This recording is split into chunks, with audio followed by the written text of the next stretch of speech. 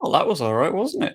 Leeds United have just finished their match against Cardiff City and have won 3-0. Very, very good. I'm going to go through the team news, what I thought that meant for the game, first half, second half, and ultimately some lessons that we can learn from the match. And I think there's a hell of a lot here. And we're going to start out with the team news. And we learned a lot about how Daniel Farke sees his right back options. Gray stays at right back, which tells me that he values Gray as a right back more than Shackleton. And as much as Gray is a little bit better in midfield, I think Farke wants strength all across the pitch, and he knows he's got a midfielder that can sit in that he's a little bit more confident in than he is with Jamie Shackleton. In addition to that, Ilan Meslier came straight into the team. We all saw this coming. He is a very good goalkeeper, as much as some people seem to disagree sometimes. And it looks like Rutte will play in the 10 because Patrick Bamford retains his position. Slightly less aggressive than I expected. I was thinking maybe a Kamara Gray midfield, but it's still a very creative side that could have done a lot of damage to Cardiff. And it did. So, into the match. Sorry, don't tell anyone, but I might be slightly working at the same time as doing this video. So, diving into the match, it was a complete dominance of possession for Leeds United throughout the beginning of the match. Fantastic. And in addition to that, we had excellent movement from Patrick Bamford, creating great chance after great chance. The difference between him and Piru is relatively static, whereas the rest of the front line around him normally tend to be more fluid, open, aggressive. Adding Bamford to that mix means the entire front line becomes super flexible. You've got runners coming from all over the place. You've got Bamford trying to make those line breaking runs. And he had a fantastic chance early on that I think the keeper pushed around the corner for a corner, but apparently not. That's fine though, because at the end of the day, it didn't matter too much because a minute later, goal. 1-0, Bamford finish with a Firpo assist. And honestly, the chance was created by a fantastic Junior Firpo run.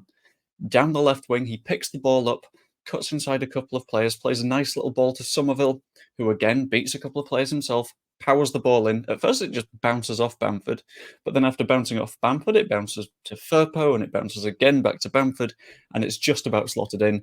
And I think there was some genuinely excellent play from Junior Firpo here, showing that in the attack, at least, he's one of the best left backs in the division. Now, in addition to that, we had some genuinely elite movement to create another chance. I can't remember which this one was, but the amount of strong movement we're seeing from our front line at the moment is spectacular and is really making a difference to us. Rutte created another chance that should have been put away. I think this was for Somerville off the top of my head. And the amount of opportunities that Rutte was able to create in this match were obscene. Rutter, as that deeper 10, is working really effectively because he's got a little bit more room. He's not crowded by Piru, and he's always got at least one runner, whether it's Bamford or Somerville or James, that he can find with a pinged ball. Moments later, Elan does some keepy uppies. Of course he does. He presumably got bored in this match. And then it was 2-0. Dan James scores a goal from a yard out, and I have, weirdly, a very slight complaint about this goal, and that is that Somerville has gotten a little bit too good at taking too many touches. There were a few times in this match where if he would have taken a shot a moment earlier, would have been fantastic, would have probably scored, but he decided not to. And whilst this ended in a goal, I think against other sides that are a little bit stronger in defence, it could be a problem. Moments later, there was a Bamford penalty shout that wasn't given. I was certain that there was definitely a shove in the back there, and for some reason, referee just didn't see it. But I'm not going to complain too much. Right before half time, Perry, is it NG or Either way, I have heard multiple pronunciations today. Looked very angry going into halftime, managing to get himself booked, and then it was halftime, and we learned some pretty big lessons. Clear benefits of Bamford at 9, a lot more space for Rutter, in addition to you got someone making those runs behind.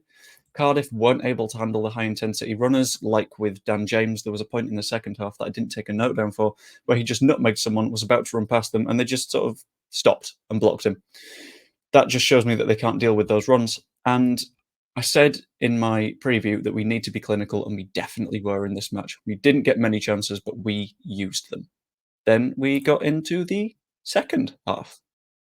And in the second half, I didn't really take that many notes because the first one I've got is we were honestly just sort of playing with our food. There was a fantastic chance for Dan James, who had a shot, and he was unlucky that the ball didn't quite dip enough, just about hit the bar. And I think a lot of our effective play in this game was the fact that the midfield was really good at just sort of keeping control of what was happening. Gruev, for example, is someone that is unendingly brave in the challenge and is just going to kick people if he needs to take a yellow card to not let them have a chance. And He's got a weird footballing intelligence that's simultaneously quite brutal, and I quite enjoy that about him. We did see a little bit less of the ball than in the first half, but there was still no significant threat from Cardiff. To explain that, their first shot on target was on 77 minutes. They weren't able to do a thing to us, and that was absolutely fantastic. Then, a little bit later, a penalty. Rutter was fouled. Rutter's creativity goes beyond just his passing and his dribbling. The fact he's able to bring defenders onto him and make sure that someone kicks him is really effective. And I quite like it in a weird way.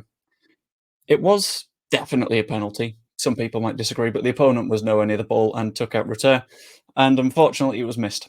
Somerville hits the post, and things turn into a little bit more of a challenge. It wasn't the best match for Somerville, I think. There were some loose passes, some loose touches. Wasn't able to get a goal, but those are going to happen sometimes. Following this, we had some fairly routine subs made. There was a question over whether Junior Firpo is injured, which would not be good because he is currently our only fit left back and has plenty of form at the moment. If he is injured, that's really, really sucky and would mean I don't have that much of an issue with Byram coming in to replace him, but I want to see Firpo succeed. Third goal, 3-0. Very nice. Rutter finally gets his after a series of people saying, no, you have it. No, you have it. We'll work a chance. We'll take our time. We'll work something out. And eventually Rutter decided to slot it into the bottom corner. I think it's a Somerville assist, even though it was Bamford that let it run across himself.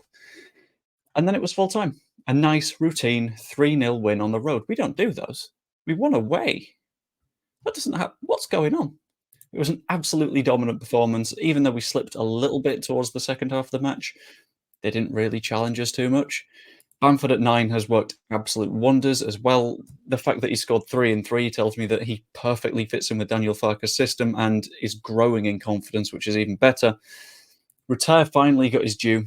Rutter finally got to score a goal. As much as he likes to create them, I'm sure it must feel good to put one in the net himself. And I think this has shown some real growth. Not only have we won like this away from home, 3-0, very comfortable. We're not that good away this season, so being able to do that is really telling. But the fact that the first match of the season, 2-2 against Cardiff, which was a little bit sad, a little bit miserable. That was the match that got Cooper injured, for example. The fact that this time we've managed to turn that from a 2-2, shit, we might lose this in the first match of the season, into 3-0, they don't even have chances, shows how far we've come as a squad, shows how far the players have come individually, and how far Farke has come in terms of understanding what we need to do.